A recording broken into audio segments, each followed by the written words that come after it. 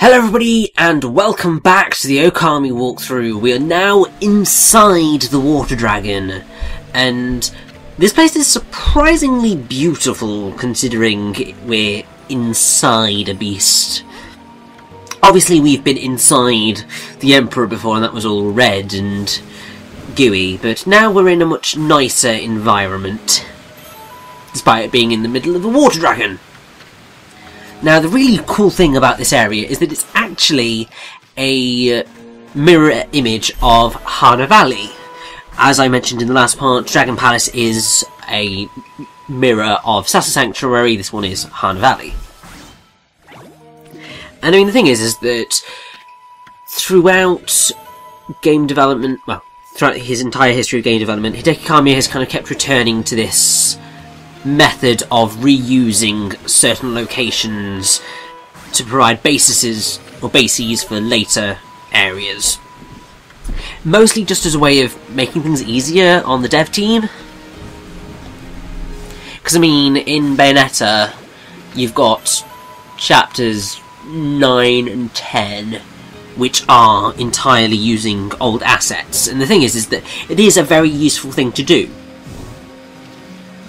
because it allows you to not have to create new assets, you just have to kind of rejig them, and that's a lot easier, but it still allows for you to create new and interesting locations. And despite the fact that the kind of layout of this area is very similar to Hana Valley, all of the design and art and textures are different, so you can hardly say that this is being lazy, this is just being clever.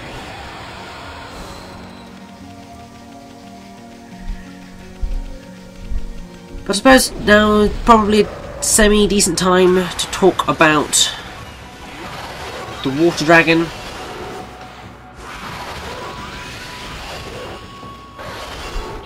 Now, I believe that the water dragon itself is based on Wadatsumi. There's a very specific reason for this, which we'll learn as soon as we actually complete inside the water dragon. The reason I say that is because Wadatsumi is was a legendary Japanese water dragon and tutelary water deity. It's another name for another character that we have spoken about, but not really dealt with.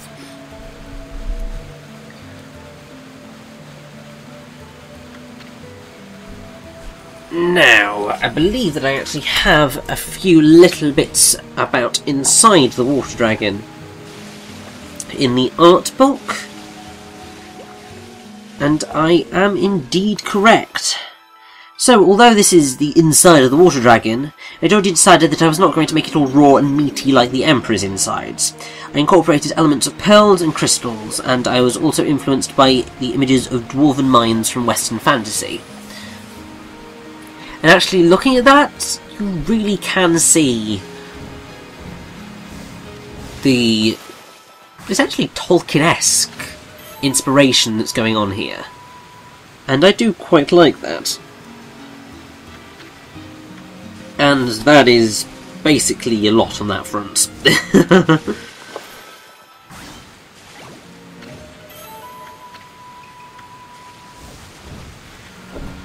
Now, this is an interesting little tidbit. So, the water dragon is designed based on Regalicus Roselli,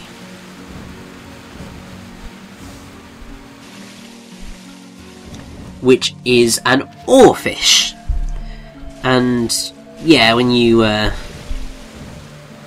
actually look at it, you can see exactly what they were going for.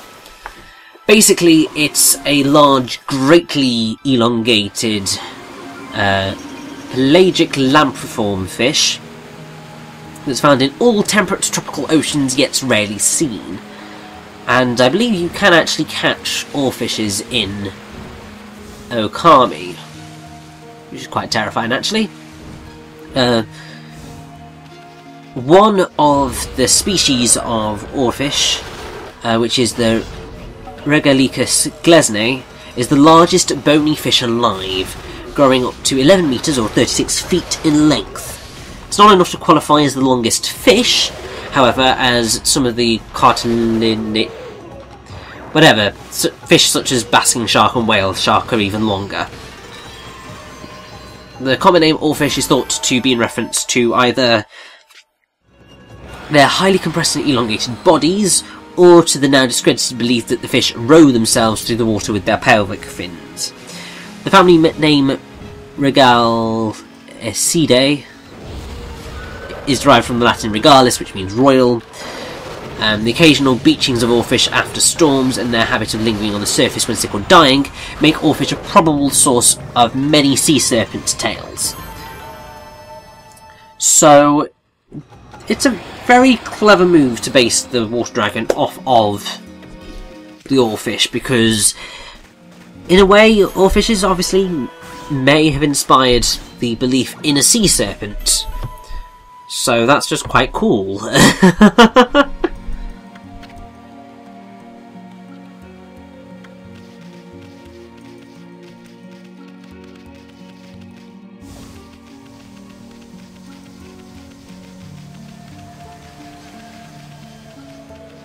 And also, seeing as we've still got a little bit further to go here, alongside beings such as Mizuchi,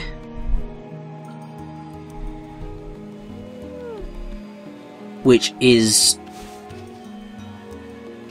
something that actually only appears in Ōkami. As I said, less said about that the better. There existed dragon deities in Nippon, such as the water dragon, with the purpose of overlooking and protecting the country's lands, nature and living things. So yeah, I mean, Ōkami does bring in some other cool Japanese mythological stuff, but yeah, I'm not a fan of Ōkami. I'm really not. And I think I want to move away from that subject as soon as possible. By pointing out that the water dragon is one of the few monsters to attack and harm Amatersau, yet it does not have an entry in the bestiary list. It's probably because Ami never actually engages the water dragon in a battle. Now, the bits where it can damage you, that would be when you are running away from it with Rao, and any time that you go out on the water of North Ryushima coast without the help of Orca. If you're on Orca, it won't hurt you at all, but yeah, might be a little bit difficult otherwise.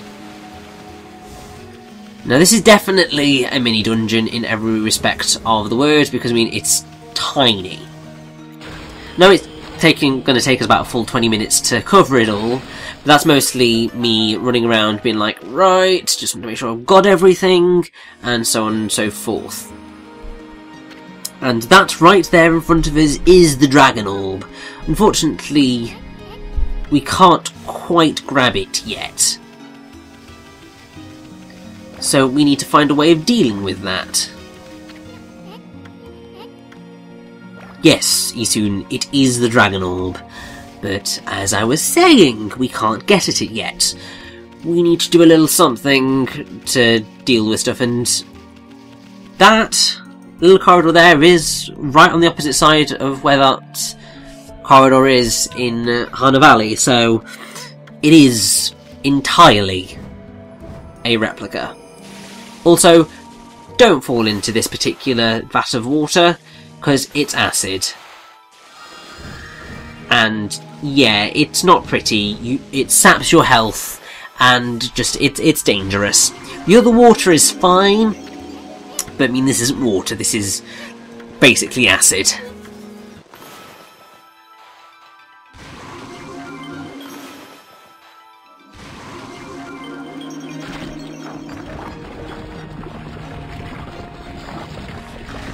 And doing that floods the area. So I think we're going to have a little bit of a row your lily pad gently down the acid stream. Merrily, merrily, merrily, merrily, life is but a Japanese myth. And... no! Come back, lily pad! Now, I can't remember whether the lily pad will disappear after a time. I mean, you will have more than enough time to get across to where you need to be. But I don't know why I'm under the impression that it can disappear on you if you aren't careful. But still, now that we have that, we can use this acid to free the dragon orb.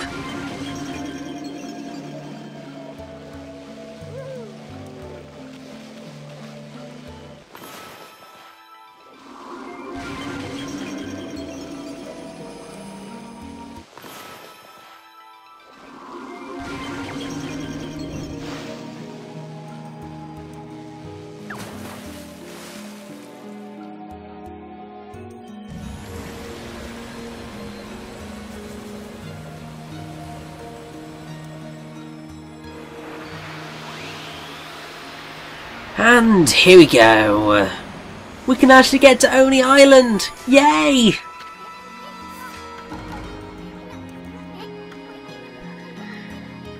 Actually, that went a hell of a lot more simply than I was expecting. I hope nothing difficult happens just about now.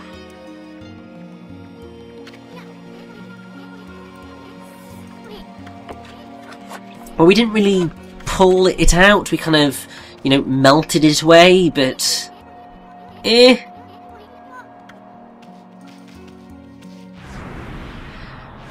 Oh... It's never simple, is it?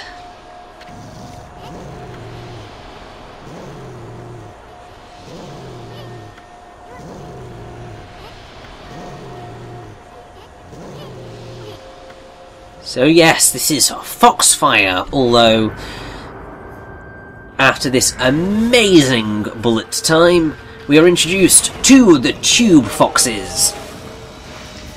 Now, in the art book we have, much like the 8 Dog Knights, the Tube Foxes are economised characters that share motion animations with Amaterasu. Thanks to our lead programmer Ueda's efforts, they took the presence of a mini-boss. Each fox has a differently coloured face. There's a reason for that. Changing the subject slightly, I understand that the general public doesn't exactly appreciate Amaterasu's calls of nature, but I happen to like them. Feces and urine are a part of life, don't deny it. I think that may be in point of the fact that you can see Army's anus in the game, and you can also, I believe, see these guys' anus if you look carefully enough. But the thing with the Tube Foxes is that every now and again they will sap your ink pots away from you, so yeah, you've just got to be careful and keep your eye on the ball when you're facing these guys down. Just keep out the way, keep attacking, you'll be fine. Now, their Japanese name is Kitsune-kan, because Kitsune is kind of a fox in Japanese. Well, yes, the Japanese word for fox, and relates to all of their beliefs about foxes being witch animals and being highly intelligent, possessing magical abilities, and also being tricksters. But the Tube Foxes that we see here are based on the Kuda Kitsune, or Kanko, which is the pipe fox. They changed the name slightly here to Tube Fox, but Pipe Fox is more accurate. Basically, it is used to describe a rat-sized fox which can be kept in a pipe. Essentially, the magic user summons the Kanko to appear inside a bamboo pipe he is holding, whereupon the fox will answer all the questions it is asked. The origin of that practice is traced back to a Yamabushi who obtained this art while undergoing strict asceticism on Mount Kimpu. Little else about it. But what's quite cool and what makes me quite happy is that the Pipe Fox appears in Triple X Holic, which is a manga by Clamp, which I absolutely adore. And also, Pipe Foxes are used in Digimon Tamers with Sakyumon, who uses 4 elemental Kudai Gitsune of fire, water, wind and lightning, while the palette-swapped Kazuhamon has one composed of darkness. Then there is another Pipe Fox designed Digimon in Digimon Data Squad with Kudamon, who's the partner of Richard Sampson. I've never seen Data Squad, so but Tamers all the way. And Sakyumon was always kind of my favourite of the 3 final Digivolutions of that series. But I think we may have just found the Fox Rods. So, yes, our ultimate weapon against the Dark Lord. You know who and all of that. And I hope you got everything that you wanted to get in the Water Dragon, because, yeah, we kinda need to get the hell out of here. Otherwise we will be digested. So let us vamos. Just gotta make sure we watch out for the dropping things of acid. It's not too much of a worry if you get hit, because it really shouldn't take you that long to escape from inside the Water Dragon. Like, I mean, in all seriousness, they gave you way more time than you actually need to get out of here. But I suppose it's just in case, like, you fell into the water there, you needed to swim and get yourself out, etc, etc. But even then, it's like 2 minutes more than it was actually necessary. And we're free! And the Water Dragon is dead. We kinda killed it. Which is... oh... sorry, Water Dragon.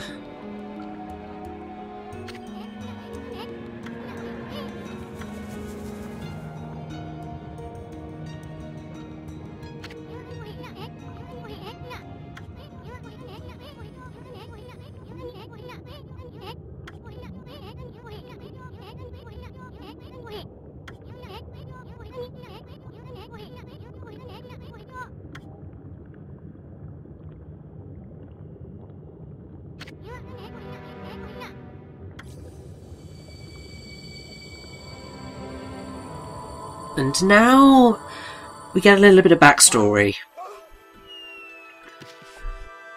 about the Water Dragon.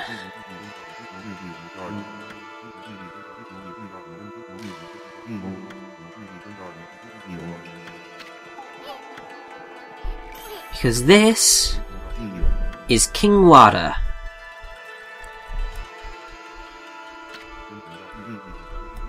As with Otohime, he has a distinct Chinese flair, and he is very specifically based on Watatsumi, who I mentioned, which is another name for the sea deity Ryujin, who owns the Dragon Palace in Japanese myth. Only slight difference with the myth here is that Otohime is meant to be Ryujin's daughter, not his... well, it's his wife here, but in the actual myth it's his daughter. And yeah, you get to see exactly what happened. Because he swallowed the fox rods, it drove him to madness. And it was specifically the fox rods that did that. So we probably don't want to be letting that drop into the wrong hands, you know?